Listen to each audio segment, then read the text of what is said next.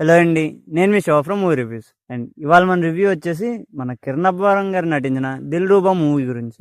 And ఈ movie story ఏంటంటే same ట్రైలర్‌లో చూపించిందే అండ్ చాలా ఈవెంట్స్‌లో వాళ్ళు చెప్పిందేనండి. హీరోకి, హీరోయిన్‌కి ఒక కాన్ఫ్లిక్ట్ అయితే వస్తదనమాట.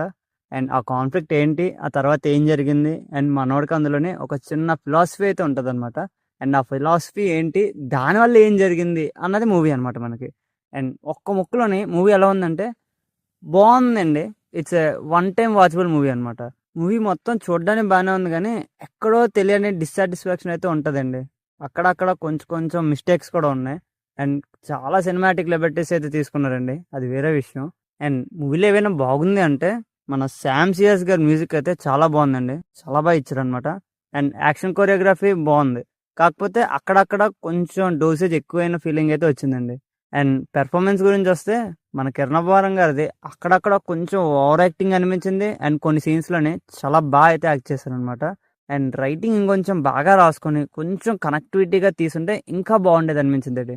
అండ్ మూవీలోని సత్య గారి కామెడీ అక్కడక్కడ కొన్ని కొన్ని సీన్స్‌లో వర్కౌట్ అయింది. అండ్ మిగతాదంతా నార్మల్ అనమాట.